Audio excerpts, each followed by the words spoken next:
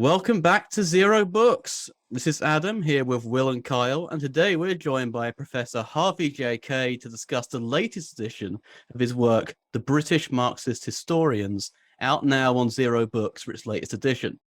So we're going to be talking Marxist historiography, theories of class determination, class struggle analyses of history, and the project of writing history from the bottom up. The particular historians the book focuses on are those who first came together as part of the Communist Party of Great Britain's Historians Group, namely Maurice Dobb, Rodney Hilton, Christopher Hill, E.P. Thompson, who's behind me, and of course Eric Hobsbawm, who wrote the foreword to the second edition, and of course the edition that's coming out on Zer0 Books now and is out now. So Harvey, thanks so much for joining us on Zer0 Books. Oh, this is great. It's great to see Edward over your shoulder. And to meet you guys, and people won't know this because we haven't recorded that part, but we just spent like 2 hours schmoozing, and now we'll get down to business. All right, so let's start the formalities of the historical work, kind of meta historiography of the book itself. So this book is currently on its third edition, just third edition on Zer0 Books so far. The first two weren't, of course. Could you just give us a bit of a history of the book in general, sort of your process in writing it, and of course your own relationship with the British Marxist historians? Because I know some of them actually read the manuscripts, and of course you visited them later after writing this book. And of course I know you posted some pictures on Twitter of you and your family going to visit, say, Christopher Hill and the like, and it sounds actually like that's when they came to visit us. Oh, brilliant. Yeah, no, well, I'll just say that like Kyle, I studied history as an undergraduate, but I didn't study history as a graduate student. I was very frustrated with history, in part because I found it, now you'll all laugh, because I was mocking philosophy. Well, I wasn't. You guys were mocking philosophy before we started. I just found history was almost too empiricist when I was in it. Historians just didn't seem eager to extend their vision in any kind of theoretical way, and they really didn't offer any kind of understanding of why things happened, especially the kinds of things I was interested in, especially the kinds of things that were going on in the late 60s when I was an undergraduate regarding struggles. So I actually had decided somewhere along the way, my interest, by the way, was then Latin America. I did my undergraduate degree in history, but with an emphasis in Latin America. I had been an exchange student in South America. I had been the guinea pig from Rutgers University to the National University of Mexico to set up an exchange program. But when I was in Mexico as a junior at university, I saw a poster on the wall that said scholarships for London. It was in Spanish, becas para Londres. And I thought, wow, maybe that's where I should go. I should think about going over to Europe to study these kinds of things. So when I got back to the States, I actually applied to study in Britain and a couple of places on the continent, but I chose to go to London. And I can tell you that the degree was obviously, oddly enough, international relations and Latin American studies. And I was split between the LSE and UCL. My supervisor was in the law school at UCL. My politics course was over at the LSE. But in any case, I was doing Latin American studies with a focus on international relations. And my master's, you would say dissertation, we would say thesis, was on Mexican foreign policy. But I had a minor subject in, I can't remember what the title was. It was like Agrarian Studies of Latin America, something like that. And the fellow who was the lecturer for that group, although we were all in seminars, there were only a few of us in that section called Agrarian Studies, was a young Marxist. And he really, he threw some questions my way, which I just couldn't answer. And instead of getting pissed off, I actually said to him, how can I figure out how to answer those questions? And he sent me home over the long winter break, Christmas break, we'd call it, with an assignment. And he had said, by the way, you know more about Latin America than any of the British students do, but you're filled with knowledge, and your knowledge isn't organized in any way. By the time I came back in January to London, I really think that I had started to think about class struggle, basically, is what it was. And that was in my head. And when I finished the degree, to make the long story short, I went on to do a PhD, and I actually did the PhD in sociology. I don't tell everybody that, but it was historical sociology that I wrote, because my plan originally was to go to Chile to do my dissertation on how the agrarian, how the peasant movements had turned into cooperatives with the land reforms under the socialist government of Allende. But I began my graduate degree, PhD. Strangely enough, I went from LSE to LSU, Louisiana State University, because they offered me money with no obligations for 3 years. It was perfect. So the thing was, but I arrived in Baton Rouge. My wife and I arrived in Baton Rouge in September of 1973, which, if you know anything about the history of Chile, was when the coup d'etat occurred against Allende and the deaths and the rounding up. I mean, it was a nightmare scenario. And I knew that there was no way I could go down to Chile. So I went back to my original interests in historical studies, and I did a historical sociology dissertation on landlord and peasants. And even then, when I was looking into the other studies, especially among social scientists on struggles between landlords and peasants, they were awful, just awful. They were using outmoded theories as far as I was concerned, or no theories at all. And I walked off campus. Do you mind if I tell this story? I don't want to keep us all day, but I walked off campus to this little bookstore near the LSU near the LSU library, just beyond it, which must have been owned by some old radicals, because the books there were just fabulous. It was new and used books. And there was a whole section, needless to say, I'm living in the South, a whole section on slavery. And I discovered the writings of the American historian, probably the leading Marxist, or one of the leading Marxists of his day, Eugene Genovese, who later, by the way, before he passed away, many years later, became an arch conservative, but that's a different story. But he did a series of books, The Political Economy of Slavery, The World the Slaveholders Made, and so on. And I worked my way from the first of his books, which had been published maybe 10 years or dozen years or more before I was reading it, all the way through to his magnum opus, Roll, Jordan, Roll, which I always had a feeling was intended to be his version of The Making of the English Working Class, but in a different kind of setting altogether. And I just was taken because of the way he was handling slavery. And I thought, well, this is the way in which we should be approaching landlord-peasant relations, although obviously a different kind of relations of production. Well, I titled my dissertation, The Political Economy of Seigniorialism, in honor of Genovese's first book. But I'll just say that when I contacted Genovese, he became a distant mentor, and later put me on the sort of second tier board of the journal that lasted for a couple of years, Marxist Perspectives. He said to me, you should ignore all the other writers who are dealing with your subject and offering grand theories on Latin America. Just read the British Marxist historians. And at least I had the excuse of having a British wife that enabled me then to spend a good deal of time doing that, and having to teach myself. I didn't know British history at all, other than what we were taught about American colonialism. And it was great. So I finished the dissertation, which may or may not have been influenced very much by the historians. It was by Genovese. And over the next several years, when I finally got a job here at University of Wisconsin, Green Bay, to teach Latin American history and a whole host of other courses, I was really keen on the British historians. Another story, and I told you this could take 2 shows. I had a very close friend from the first university I was teaching at on a 1-year contract, a fellow named Bill Langan, a very, very dear friend. We haven't seen each other in some years, though we stay in contact, and that's over in Minnesota. He said that he was the host every year for the what is it called? The Summer Institute of the Marxist Literary Group of the Modern Language Association.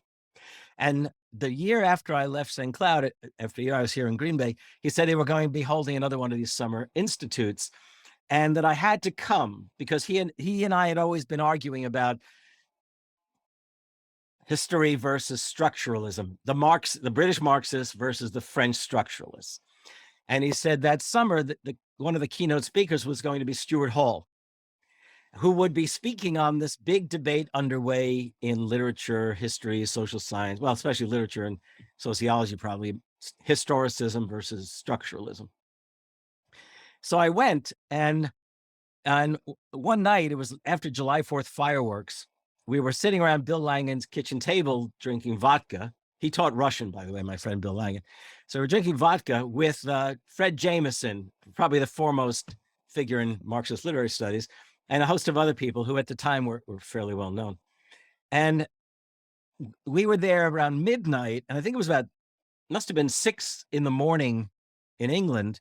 Stuart Hall phoned Bill's house to say that he couldn't leave Birmingham. He was then the head of the Birmingham Center for Contemporary Cultural Studies. So he was very sorry, but he would be unable to attend. And little did I realize, Bill had leaned over to Fred Jameson and said, just ask Harvey to do it. He can do it, to talk about this stuff. And believe me, I'd never spoken that much about that thing. And because I had had a few vodkas, I didn't say no. So, and I can't remember if it was the next morning or 36 hours later, but I gave the talk on that subject in place of Stuart Hall. The hour before I spoke, the speaker was Gayatri Spivak, who had just returned from probably a year in Paris, and she was introducing the structuralists to post-structuralism. And as hard as it might be to understand a structuralist in the 70s, it was impossible to understand a Derridian post-structuralist. Okay, so these structuralists, first of all, they didn't want to go after her because she would have shot him down, boom, boom, boom. But when I spoke, it was easy to understand English. No French words were thrown in. It was understandable. And I had this feeling when they did the question and answer that they were spitting on me, just for the record. And I remember getting up thinking, oh my gosh, should I go take a shower? That was my thoughts. And as I walked out, Fred Jameson grabbed me by the arm and he said, I loved your talk, because he was a Frankfurt School influenced thinker. History mattered in his mind. And he said, if you can write that up, I promise I'll publish it in the journal that he was then sort of running, Social Text, I think it was called, which I did not do. But what happened was, a year later, I was accepted into my life is filled with these serendipitous moments. A year later, I was accepted into a summer institute at the Institute for Advanced Study in Princeton, New Jersey, where Einstein had spent the last part of his career, basically, and people like that. And it was a seminar on labor and the Industrial Revolution. And my application to be a part of it said that I wanted to do a summer set of readings on Welsh labor history, which was completely unrelated. But my wife's grandparents, I mean, they all came from that side of the family. They came from Wales. Her grandfather her grandfather had been the head of his union in Southwest Coal, one of the coal fields. So anyhow, I was accepted not because of that subject, but because I had been publishing a bit already. And then the seminar director, Bill Sewell Jr., really shifted me. He said, why don't you forget Welsh labor history for this summer? I've heard about this talk you gave last year at the Marxist Summer Institute. Just work on that, write it up as a paper. So I spent the summer writing it up as a paper. And then at the end of the summer, Bill said, which was very upsetting, this isn't good enough. And I thought, oh shit. And he said, it should be a book. So when I came back to the university here in Green Bay and I was walking into the library, I noticed on the shelf there was a row of books titled Theoretical Traditions in the Social Sciences, which was a series with Macmillan, published by Macmillan, edited by Anthony Giddens, who at the time was the foremost English language theorist, social theorist in the world, probably. And I thought, oh, what the hell? I had sent the paper already to a journal in Canada, but journals take a year and a day to ever let you know if they can handle it. So I sent the paper that I wrote to Giddens, and 2 weeks later, I got a book contract back. And so in other words, it was all serendipitous, what transpired, but I can tell you that what really led me to it was this. Now to get to the point, I guess. The problem in social science, all too often, which was not necessarily the problem at all in history, was that there was no sense of agency. The theory always tended to subordinate humanity to some grand theory, as C. Wright Mills would have put it, okay? And on the other hand, of course, problem in history, as I was saying, was the absence of any theory. And I thought that the British Marxists offered this pathway, or I discovered in the British Marxists this sense of a sense of history that necessarily entailed human agency. That was a primary concern, but not to believe necessarily that all action resulted in the consequences intended. I'm not being foolish about it, okay? So that's where it began. And the deeper and deeper I got into the British Marxists, the more and then I should point out the structuralists in Britain were my generation, a group of young men and women who I became friendly with eventually when I was living in Birmingham in the mid 80s. But they were pretty much, I'd love to put this in, I'm not a Freudian, but I'll put it in Freudian terms. I used to imagine that my peers, at that time, we would have all been, I don't know, approaching 30 years of age, maybe, something like that, that they were trying to kill the fathers, the British Marxist historians, in order to have access to Clio, the muse, okay? And that was my joking way of putting it, which they laughed at when I told them that. But the point was that they had thrown themselves into structuralism. And by the way, I'm convinced that structuralism was a consequence of the fact that the left was losing. It seemed as if the left was literally being pushed aside. I mean, we were heading toward, I had lived through one of the major coal strikes in the early 70s in Britain. And of course, eventually Thatcher would smash the unions. And it was this sense of loss and almost the fact that action didn't matter, that this was all predetermined, you might say. So, and I just wouldn't buy it. I still had that American, if you like, that American sense that action mattered, and mostly because I don't think for all the neoliberal and new right stuff of the 70s, we actually believed it would get as bad as it would go on to become. Although I know some people, I know some people who got really who were really devastated at the time. My feeling was that the struggle had really just begun as I was approaching my 30s. So that's where the book originated, okay? And then just to go on with that, I got a contract. I wrote the book. When it came out, and I won't tell all the stories of that, but when it came out, I'll never forget, and I was over in England, to see the book it was my first book, to see the book in this left book, it was on, it was a Charing Cross Road. Where's Bookmarks? It wasn't, it was called, no, there was another name for it at the time. Foils? It wasn't Foils. I'll send you a picture. I actually have it. So the book took off, and it's really actually never been out of print. Okay, so it went from one publisher, from Macmillan. No, it went, came out with Polity Press. Macmillan, Giddens took me to Polity Press. Then it went to, then it went back. Then it was Macmillan that bought it in the mid 90s, and then it was Zer0 that picked it up. So it's been great, or as they say, the British market. There's an expression: so and so has been good to me. Well, the book has been good to me. It's not like I got rich on it, but it literally, if I leave the United States, I know that people from Australia to South Africa and everywhere else know that book. In fact, in South America, where it's been in a couple of editions in translation, it's been just really wonderful. And the historians were wonderful to me. Okay. Sorry, I'm getting carried away. Ask me another question.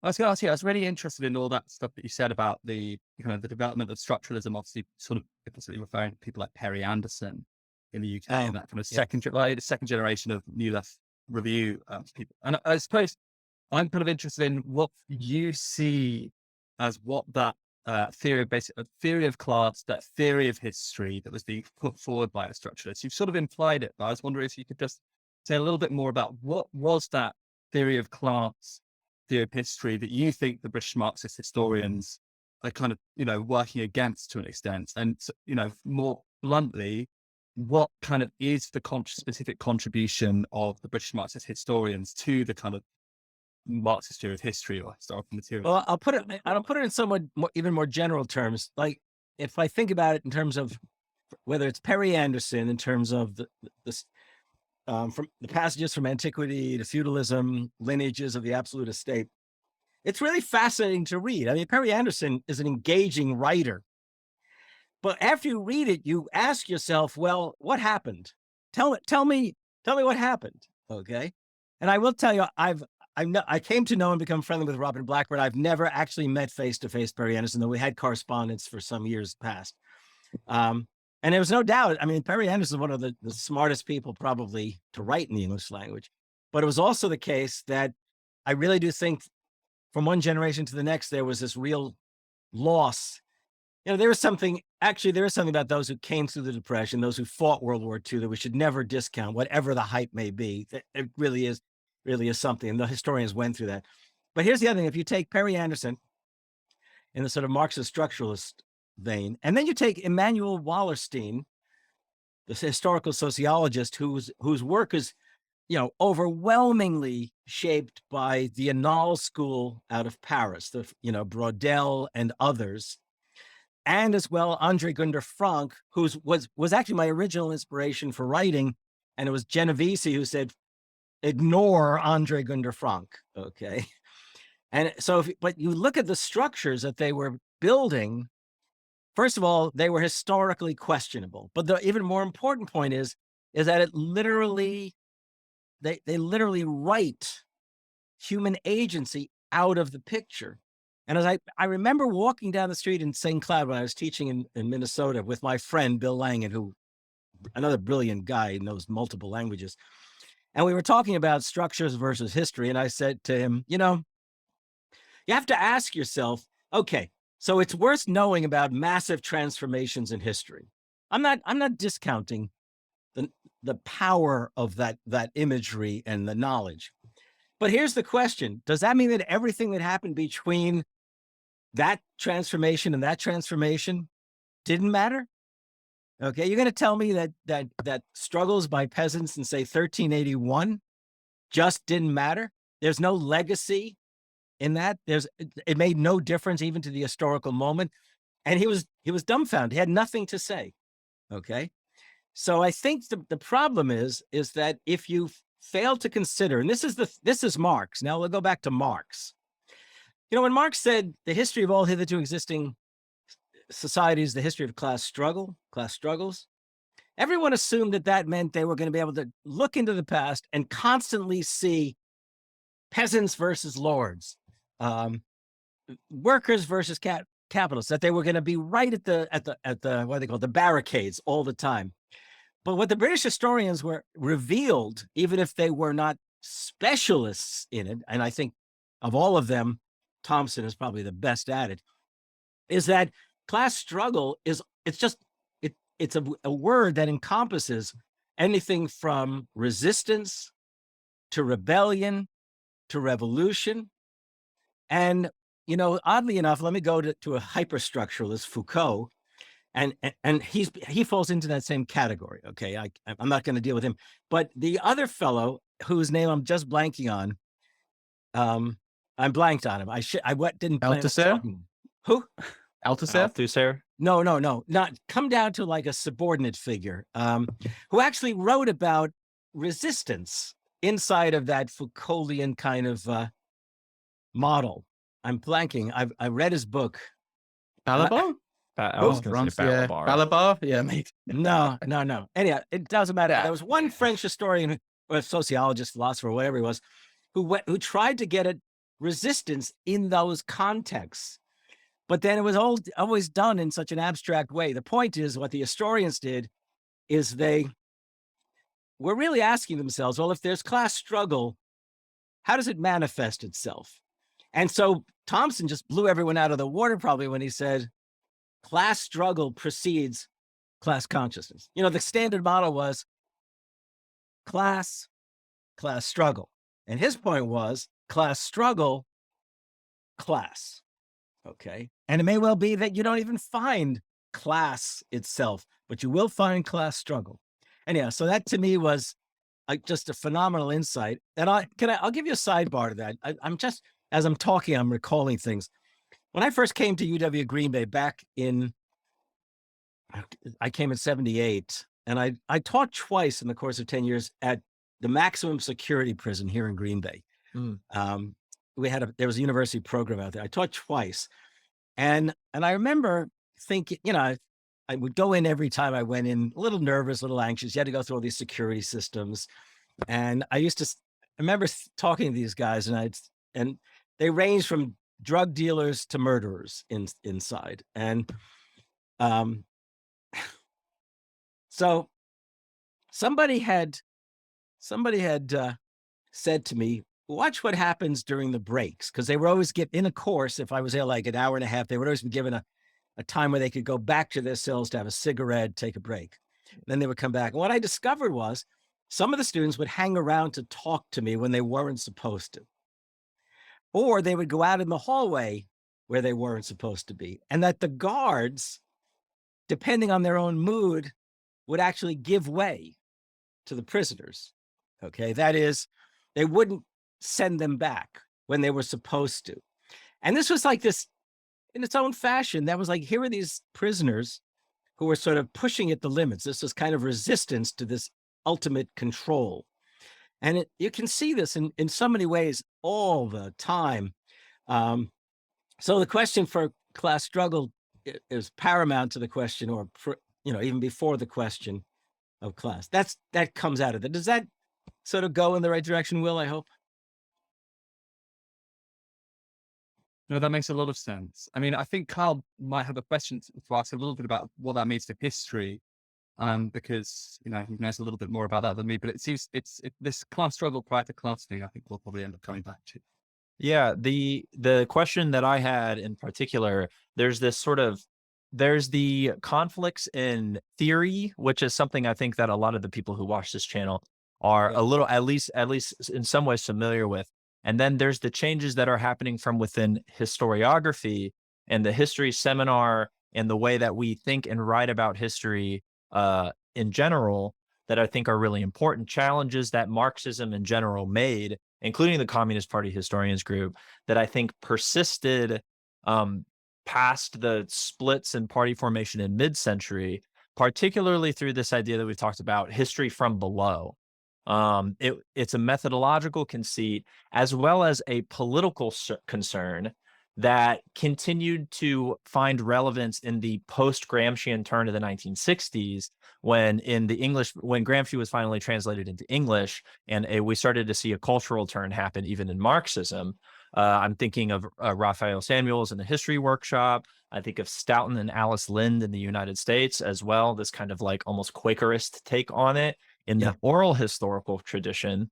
And considering all of that, apologies, what would you say within the context of the British Marxist historians, and E.P. Thompson especially, what would the extended consequences of a history from below for political consciousness, and especially what of these consequences as you described when you referenced William Morris in the book, the education of desire towards workers' own agency? And I'll just for the record, since we are video, this was the next book. Yeah. Okay. Right. Which I can immodestly say won the Isaac Deutscher Prize. Okay. Though I always had a feeling the prize was really in a way of acknowledging the two books together. Okay. For what it's worth. Well, so history from below, or the term I prefer, history from the bottom up. And by the way, I like history from the bottom up, and I can never remember which term comes from which side of the Atlantic. But I do remember in Radical History Review, which was a great journal for many years in this country, sort of actually even before there was a history workshop journal, there was this image of someone's bum, which was meant to be a sort of shorthand for history from the bottom up, okay, for what it's worth. But here's the thing. Let me start off by answering a question you didn't ask, but I think is implied in that. Or at least will sort of push me to thinking what you might ask. I talk about the fact that the British Marxist historians project from the beginning in the Communist Party Historians group, and the whole idea of history from the bottom up, which was inspired or propelled by an even more senior figure, Donna Torr, who was an active Marxist, but herself, for all of her commitment to the British Communist Party, was very, in her own way of thinking, rather anti-Stalinist in some regards. For example, she said, she didn't believe that catastrophe was the way that a socialist revolution was going to emerge. It would literally, I'm sure she realized that catastrophe will more likely lead to fascism than it will be to socialism.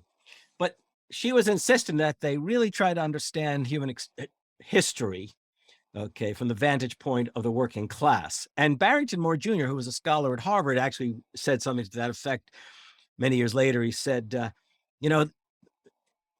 people say that historians, social scientists are supposed to be neutral in their work, not taking sides. And he said, look, there is no such thing as neutrality, okay? Objectivity is what you're trying to get at. And objectivity means you want to make every effort to recognize when you're wrong. That's also C. Wright Mills. And his point was, if you're going to do that, those who you really want to be skeptical of, and their version of history is the version of history of the ruling class. They have the most to hide, is the way he would say. So in essence, sympathy with the exploited and the oppressed is a good starting place. Okay? You can't be neutral on a moving train. Yeah, and then Howard Zinn's book title, that was started as an article or saying it turned into, I guess, the book title. But so here, and I used to say, well, the British historians, what were they doing history from the bottom? Well, they're trying to rewrite British history. They're trying to recover not merely the forgotten, but the suppressed stories. And the suppressed stories mattered in their own right, but also specifically in that the dynamic of history is itself a consequence of the struggles. You know, it's interesting to think about the fact that if you look closely at what we referred to before as resistance, it's also the case if you look at the activities of the ruling class, even at times where it seems like they are in complete command, the anxiety is evident. You can recognize the anxiety in the ruling class. Okay. So anyhow, what's the point of this? Well, one, history from the bottom up is to basically restore the past in a more effective way. But there's another thing. And I want to take this leap now into what you didn't ask, and that is, what ultimately is the value of a history from the bottom up? Well, those of us who are on the left, okay, presumably we want not only to study history or not only to talk about history, we want to make history. And we don't want to make it in the way it's being made right now, that's for sure, okay? So if that's the case, we want to know, how does one make a difference? Where can one possibly intervene? And if one is true to one's small d democratic instincts, then one has to do it not in and this is an anti-Leninist remark I'm going to make, okay? One has to do it without thinking about vanguards, without thinking about the discipline of the party. You've got to start thinking about it in terms of believing that those who are engaged in class struggle, whatever the class struggle might be, have some sense of the world, okay, a recognition of what they're experiencing, and a sense of some kind of preferred alternative that's there, if not necessarily evident in any kind of way. So in some ways, the study of the past enables us to become all the more aware of the fact that we intellectuals, or as Marx put it, the educators need to be educated, okay? And so I remember talking to a good friend who had a similar dissertation to mine, a Chilean who was in exile, taught at Glasgow and then over in the Netherlands. And he's a great economist, and really we approached the same subject, but from he from economics and myself from historical sociology. And I said, look, I want to know how to engage people. And first task is I'd like people to know that they too are makers of history. So there is that educational process in which you, in essence, you let people know why it is, or help them know why it is that they feel and act the way they do. Okay. I mean, why are people anxious? Why are people pissed off? What's that about? Okay. Let's not reduce it to luck, fortune. Let's talk about it in the terms that they with themselves can readily see, because they're living it on a daily basis. And then it also may well help that the more you discover about their lives, that they've probably created some kind of sets of solidarities and sets of activities as a way of defending themselves, which may actually serve as a basis upon which they might well be organized. But you can't go to them with the idea that because you've studied history or you know philosophy or you've trained somehow that you've got the answers. Okay. There is this, to use a term I haven't used all that often lately, has to be this kind of dialectic. Okay. And I think that what the historians do is, by recovering the past as they have and letting us know, okay, that the educated are not necessarily superior to those who are less or uneducated, Okay, that indeed there's that even within the values that seem so strange to us, or if you like, so non-political to us, there may well be political meaning that itself may form the basis for some kind of more effective struggle. It's like when I studied Latin America, one of the things you had to deal with in Latin American studies, especially among peasants or agricultural workers, is the degree to which the Virgin, the Virgin of Guadalupe in Mexico, and Virgins, prevail throughout Latin American and Spanish culture. They march with that at the front, okay? And you think to yourself, well, geez, I guess we have to disabuse them of their faith. Well, what a fucking mistake that would be, okay? Because it's that very faith which affords them a sort of alternative understanding of what it means to be, say, Catholic or whatever, to those that may well be imposed by whatever the ruling class at the time may desire. Anyway, in other words, I think it was Thomas said, the contradictions are not only between classes, the contradictions exist in everyday experiences and even in the ideas that prevail. I haven't talked like this in a long time, by the way. Thank you. No, there's an inherent, what you're saying is that, and this is something that I've recognized in union organizing and in all kinds of political organizing, is that there is a logic within the disintegrative aspects of our day-to-day life that when you point it out, it's almost as if it's like when when you wake up and you have your general waking state, the process of forgetting a dream. You quoted Benjamin in the preface to the new edition, who's my primary and chief influence in particular in thinking about history. And I'm writing a book of Benjaminian historiography basically right now that is proposing the idea that it is within that which has been buried, that which has been forgotten, that which has been suppressed. It's not full-on repressive hypothesis, but within this idea that we can, as a group, working people can forget the particularities of their own condition, and the best way through which we can resist that is by communing with one another, the dialogics of organizing. It's an incredibly powerful idea. I know, I think you're right on the mark. Yeah, one of my favorite students, really good student, but not a polished student, is now an organizer with the National Nurses Union here in the United States. And in the last 2, 3, I'm forgetting, time flies. It must be 3, 4, or 5 years. Who knows? She has never failed in a union organizing drive. And why? And she came from a decidedly troubled working class family background, got herself a degree, but never lost her basic, if you like, foundations, okay, and her understandings of the world.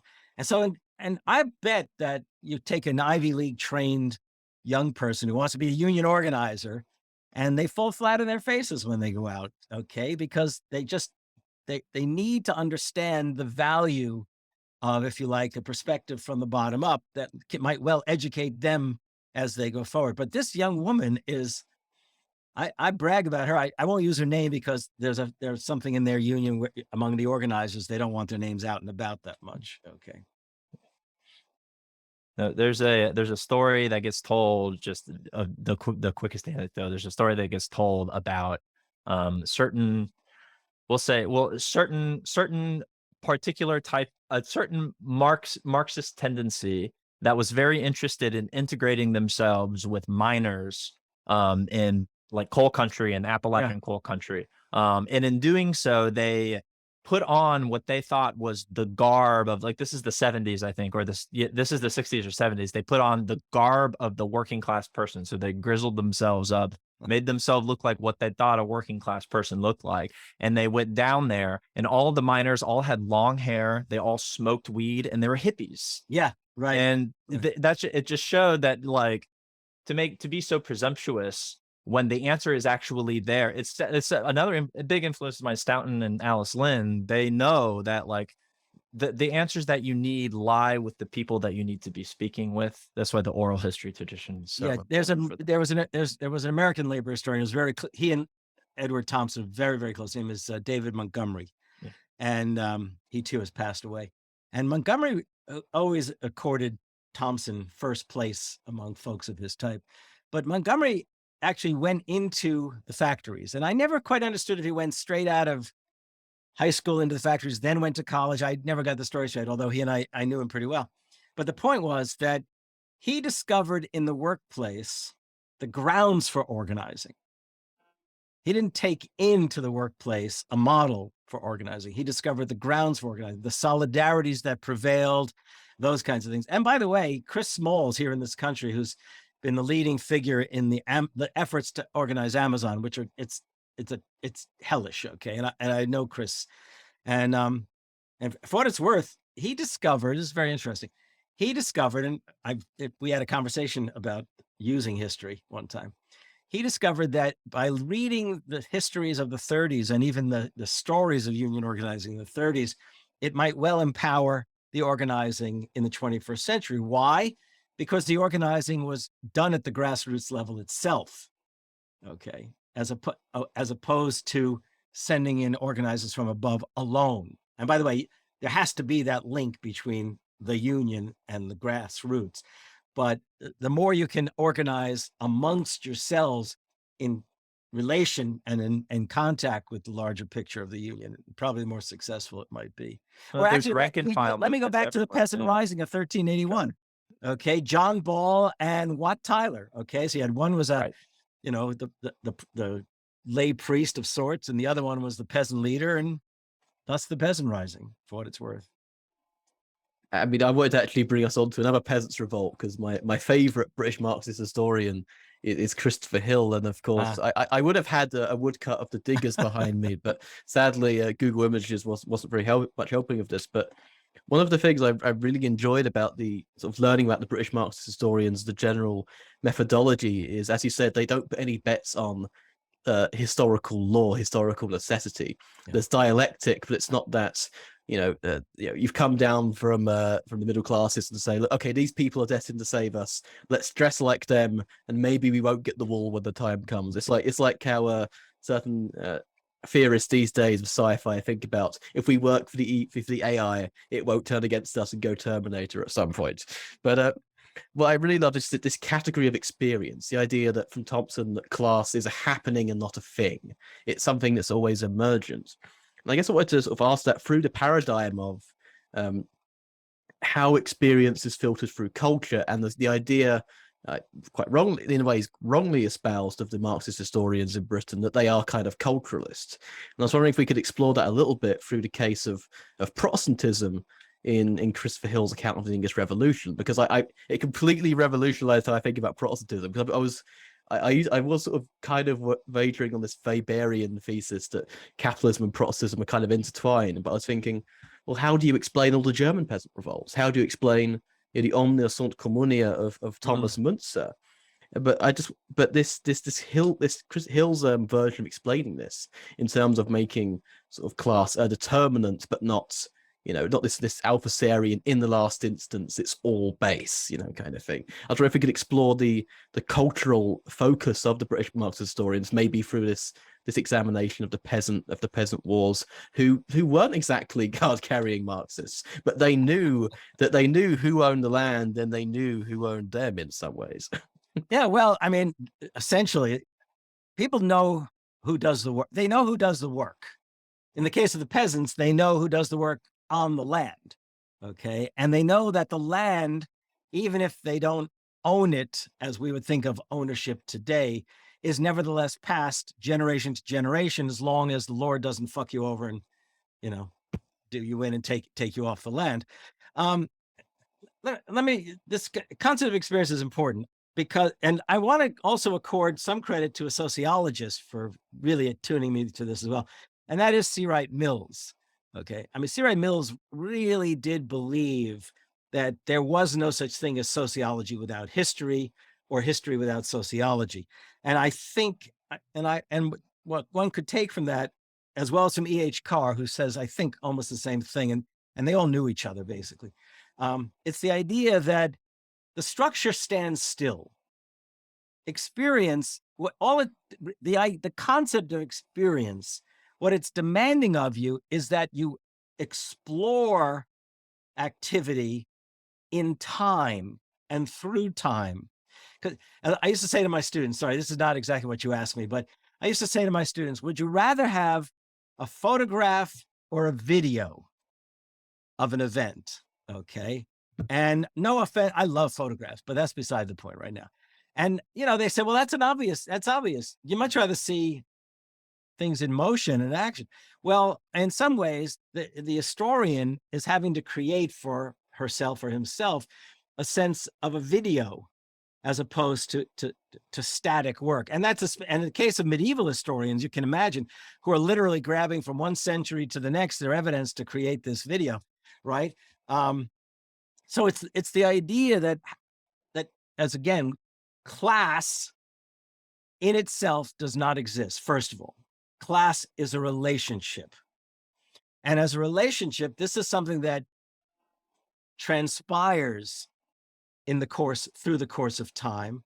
And it's by examining that relationship through the course of time that one can more readily see the degree to which there is class conflict and how it manifests itself and what difference it might make. Now, it's possible the difference is always going to be defeat for the sake of those on bottom. But you can feel for that. But it's also the case that it will reveal to you all the more what governing and ruling classes do to sustain themselves in power. It's like, you wouldn't want to necessarily leave them out of the picture either. So history from below, also to go back to Kyle, was never the idea that you're going to do history of below alone, any more than we should ever have done just a history of the elites. Okay, it's in that dialectical sets of confrontations that one can see not just the dynamism, but the degree to which it may well change. So I'll use a word I'm not crazy. Behavior. It might change the relations. It might change the activities. It might change, a whole series of ideas amongst either or. Okay, and and when you think about Protestantism, I always like the story. There's one article which I refer to in the book. So take Weber. Weber it's an actually wonderful book, The Protestant Ethic and the Spirit of Capitalism. It gets a bit boring at times because we go through all of these little, variations on a theme. And Weber, by the way, was a little better at history than we might give him credit for, because even the term capitalism, he wrote a very major work in which he distinguishes various kinds of capitalism through history. But it is the case in Protestant ethic, he does this correlation, if not causation, that out of this Protestant work ethic, okay, the idea that the Puritans are looking, because Puritans believe you're either destined for heaven or not. And you can imagine the anxieties that am I not? And the point was that it would then drive you to work hard, and maybe your success might be a sign, right? Okay, now that's an interesting theory. I mean, it's actually a fabulous theory, but you can't explain the variations on Protestantism around, or for that matter, even the immediate success or failure of capitalism in any one place. But it is the case that Puritanism took hold, and there was some kind of ideological, sorry, I'm using a term I generally don't use either, ideological relationship between emerging classes and not others, in the sense of the church versus, the dissenters. Well, it's undeniable the degree to which that sense of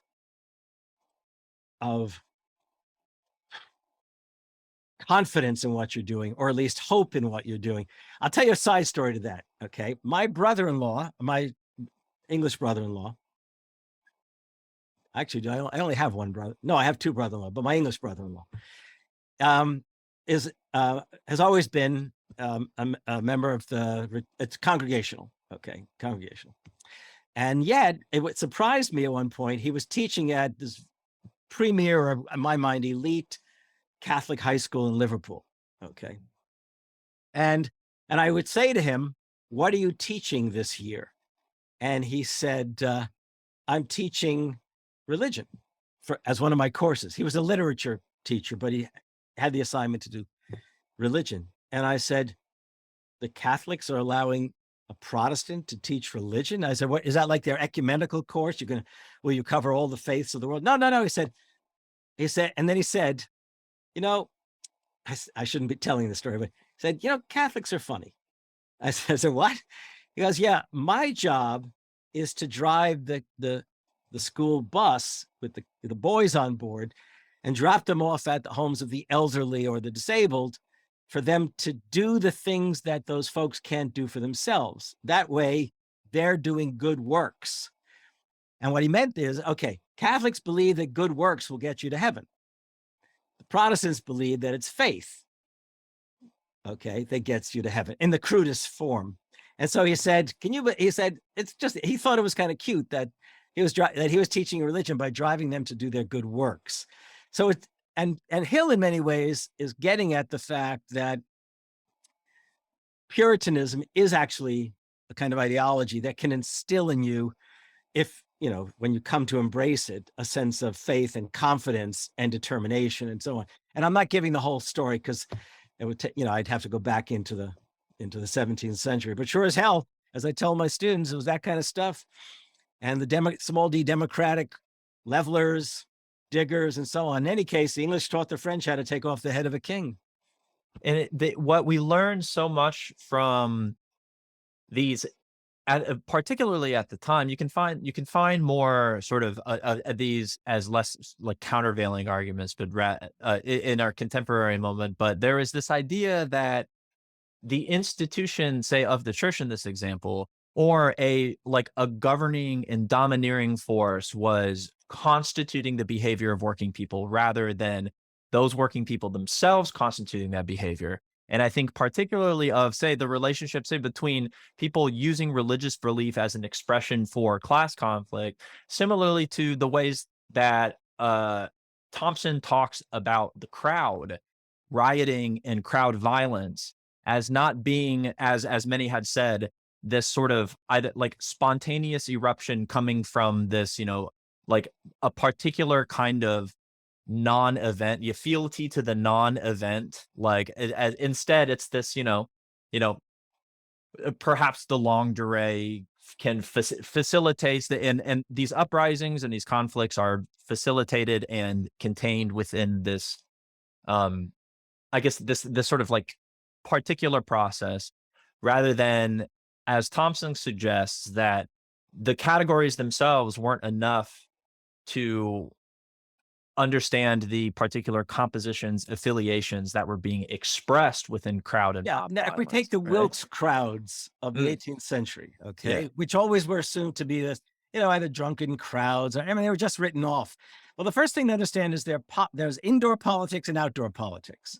And and especially for Americans, it may be difficult to perceive, but this very same thing happened during the American Revolution, and which was an English tradition brought over into, you know, Boston and New York and Philadelphia and so on.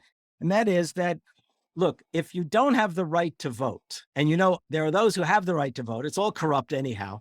And you found a guy like Wilkes, you know, a wonderful opportunist and a scoundrel in many ways, but he knew how to speak to the crowd. Notice the word crowd as opposed to mob, okay? And that's important for historians to often distinguish.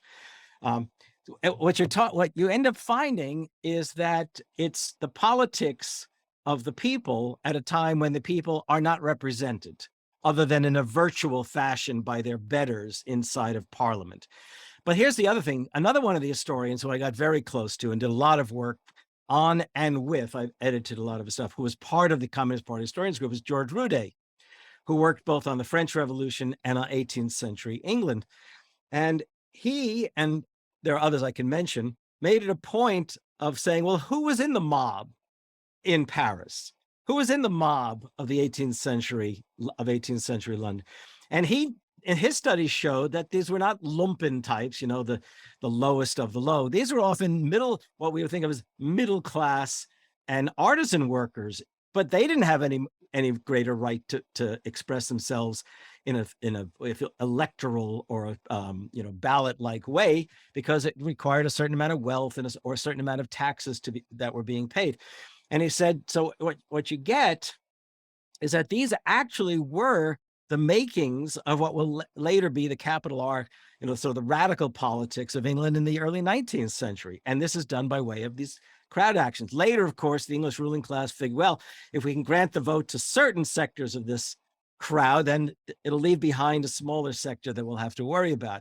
And of course, we see that with Chartism. So how do you think that I'm someone like Robert Darnton comes to mind in trying to examine culture in such a way, in the case for Darnton, the idea that artisanal workers are aggressively and performatively murdering cats as a representative for the treasured beloved. Darton's another brilliant historian. It's actually, I mean, brilliant real. kind of historiography. Yeah. There's another one who's fascinating, very close friend of George Roude's. There were three historians.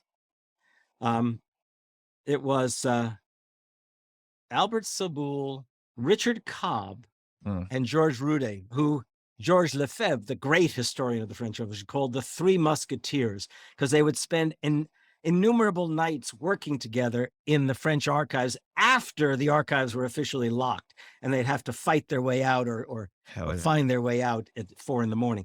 Well, Cobb, who had no theory worth noting, basically wrote about the police in the French Revolution. What he does is, it's often said he went every alleyway he saw, he went down the alleyway to find out who was in it. And this was all in the police records, right? So there are a lot of really good, if you like, historians of the people who aren't necessarily, of course, Marxian or asking the class questions. Darton, in that case, may well have been onto something. I did not read the Great Cat Massacre stuff, but it could well be. Okay. It's a cool essay in the way that like it interrogates working class agency.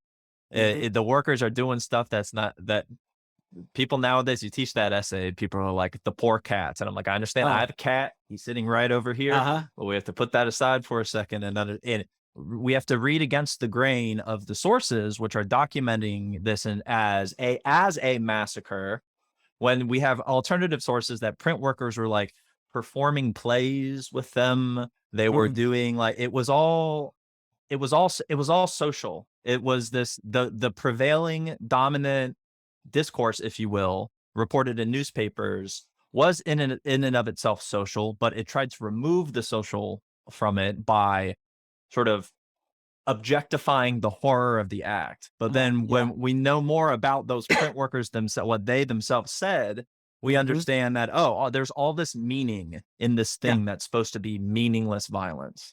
Well, and I can't guarantee that Darton learned anything from the British Marxist historians, but I can tell you that my generation of historians, not the ones who fell into the linguistic turn necessarily, okay, but in the 60s, and I'm more a later generation. I'm a high school student, an undergraduate in the 60s, but a whole generation literally rewrote British history, American history, all because of what we learned as to how to read the past and make sense of the past, what we might find there and ask questions about. And then I do think that, I mean, of course, the tragedy was when we finally came to realize what history could afford us is when the new right got itself together and smashed basically labor unions in the 70s, both here and in Britain. I wrote a book about all that called The Powers of the Past, talking about Reagan and Thatcher's brilliant harnessing of American and British history to smack down basically struggles from below. I'm not saying the book was brilliant. They were brilliant in doing it. Okay. You're right, but that's something the left doesn't always do, right? Usually when people talk about the left, like we need to appeal to the past, there's some kind of romanticized image of the past, where it's some kind of like picture of someone in a flat cap, and it's like some socialist realist poster. We imagine that like what the USSR was pumping out as its propaganda, that's what workers are like. But we know what Tal was saying, about, workers in Appalachia, they were hippies, right? And there's this real tendency to kind of, and it's part of the idea of superimposing, I think, kind of this grand historical structure over it, is that you get this aesthetics out of it, that there's almost a parody of one, of each side, right? The bourgeoisie is wearing a 3-piece suit, he looks like Mr. Moneybags, right? But actually, it's usually a guy in a t-shirt, and these days he's trying to be your friend. Yeah, and Warren Buffett. It's Warren Buffett living in a regular house or whatever. Yeah, yeah. And by the way, on that subject, if I can just say, since we are a Zer0 Books podcast right now, okay, I would love for you guys. It's very thin. You guys should pick this up. Tell Zer0 Books you want to. This was my other books with Zer0. Okay, we'll have to have you again. Go by this. We have a show called Zer0 Books Archive. We go back for all Zer0 titles. So please, this would be a play. These are speeches and essays of the last like dozen years, and people say, God, is that kind of patriotic? Well, Jesus, when is the left going to realize that Thatcher, one of the reasons she won is that she laid hold of a Britain that people yearned for, but didn't necessarily yearn for it in the way she yearned for it. But the left ignored what working people were thinking. And in this country, I can tell you absolutely, especially after you read this, it is the case that the left after the 60s just turned its back on the political possibilities, not just of history from below, but of laying claim to the very things that for generations led, in fact, to working class women's African Americans and others' victories by laying hold of this stuff. So anyhow, if you could do me a big favor, tell Zer0 to give you copies and we'll take that up soon. I was really interested in one last thing, just regarding the kind of political lessons that are to be drawn from the investigations of the British Marxist historians, what they found, and indeed their practice themselves, is this kind of skepticism of any kind of grand law, and which ends up producing this really interesting sentence from E.P. Thompson, which you quote in your book, which is that no serious socialist thinker can suppose that a rule of some kind of law, albeit socialist law and not capitalist law, is a profound human good. And I was wondering if perhaps you could say something just a little bit about the kind of, I don't want to say libertarian, but you can use whatever term you want to use, possibilities of the kind of the way that you might think about how politics should be conducted, how socialism should be conducted and constructed after you read a book like this, or a book like, the history. Okay, well, that is a huge. You're right. I know. Huge question. But let me add. You were quoting Thompson. Let me add another piece of that argument of his, and I probably get it wrong. He talks in the postscript to Whigs and Hunters, okay, which may well be where you pulled that from. I mean, from my quotes of him. Yeah. He says, something about. He says he's not going to pull down his hedges. At one point, he says, it seems odd after he's talking about enclosures and he's talking about control law as a mode of political control, which he points out has a very dialectical element in it, right? That same law subjects those who want to impose it upon you to that rule of law. And I think he then also talks about Gandhi or Nehru leading the Indian people, okay, under the very banner of that kind of law versus what the British have been doing to them. This is going to take us away probably from your question. But when you were asking, I was thinking of this. When the Black Lives Matter eruption occurred in this country in response to the George Floyd and other murders of African-American citizens by the police, okay, and they really were killings, not arrests gone wild alone. That's bad enough. It's the case that there was the slogan emerged. The slogan is defund the police. And I haven't told people this in public all that often, but I knew we were going to lose. As soon as you had this defund the police, the very folks in urban areas who would seem to be the most hostile to the police, the last thing they want you to do is remove the police presence. Okay. They want, if you like, a demilitarization of the police. They want police reform. They don't want the police pulled out. Okay, these are the folks who have to worry about the drug dealers on the corner. These are the parents who have to worry about their kids being turned into runners for drug dealers. I just didn't want it. And I thought, oh my God. And that has been used right now. It was used by mainstream Democrats against progressive Democrats. Now it's being used here in Wisconsin by Republicans against progressive candidates who should be able to win hands down over the idiots who are representing the Republican Party. So what I want to say is that I think Thompson would have said, defund the police. Okay. I mean, use the law, constrain them. Use the law and change the funding of the police. I mean, it is the case for the last 20 years, 30 years in this country, there has been a militarization of American police forces, military equipment handed over to police forces. And if you get the kind of equipment, you're trained to use that kind of equipment. you come to see certain kinds of confrontations as inevitably kill or be killed moments.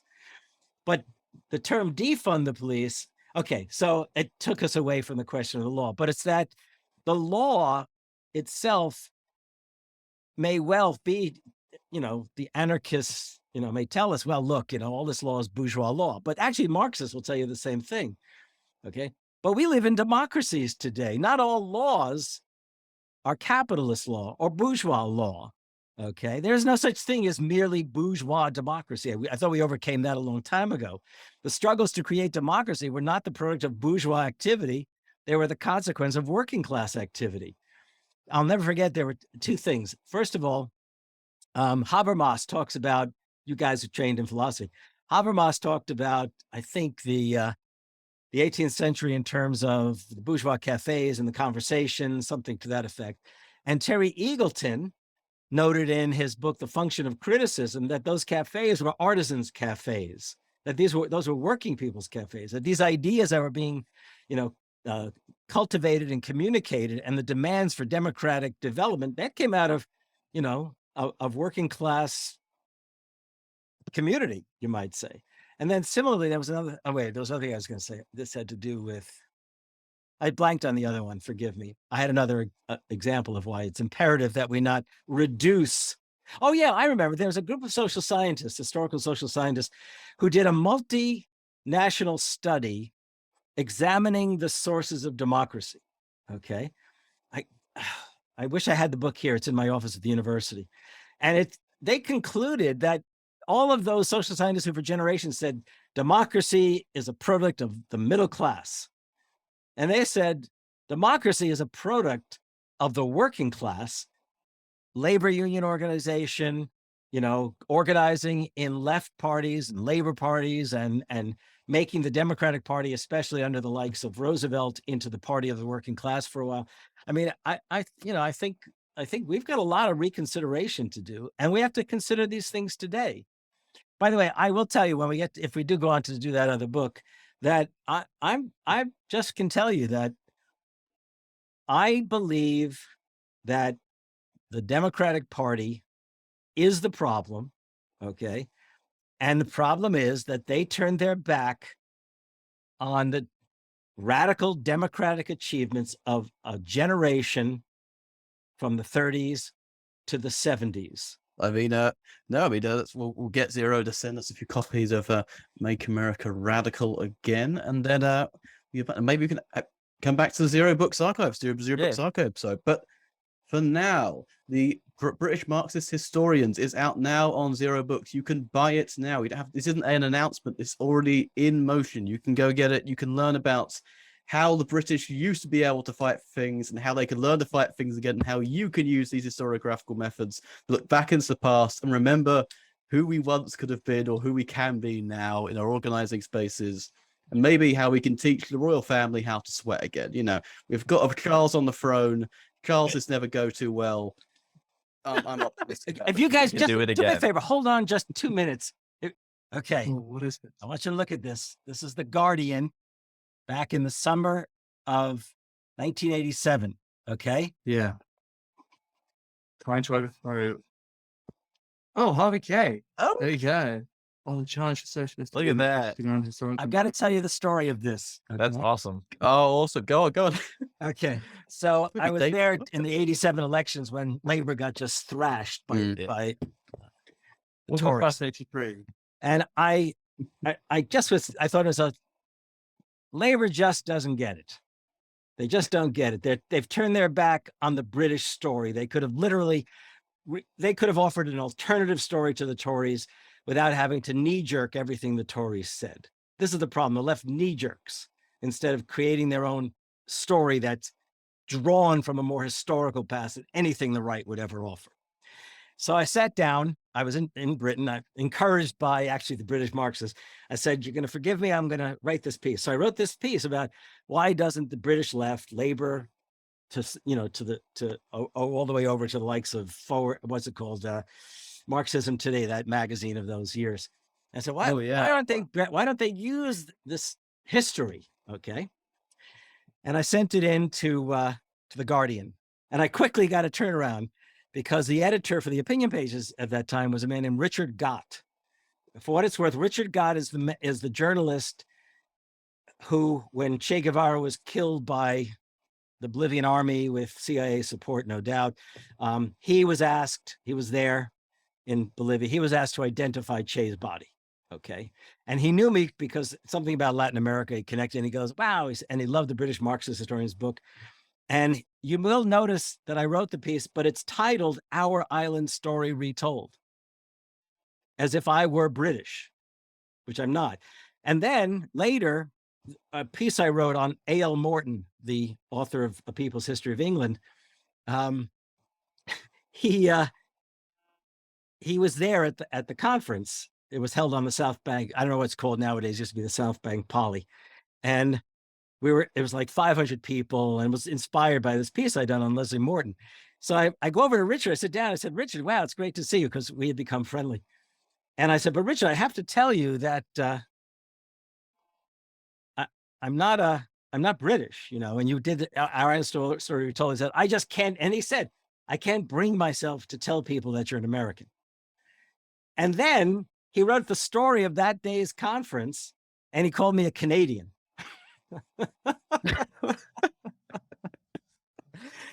Oh God, right? It's just too much. So yeah, but that piece, I'm so proud of that piece. That it's actually in the other book, The Education of Desire. I included it there.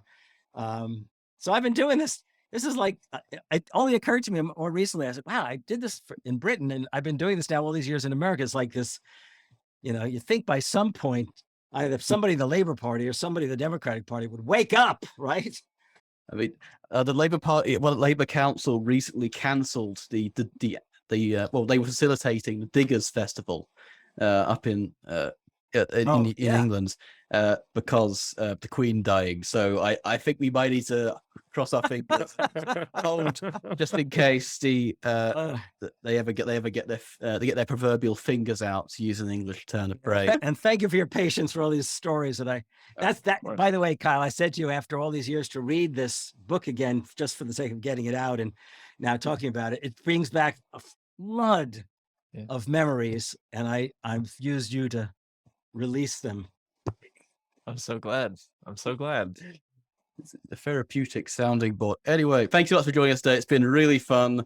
Hopefully, can have you back soon at some point, talk about your other Zer0 books. And thank you everyone for watching and listening. Thank you.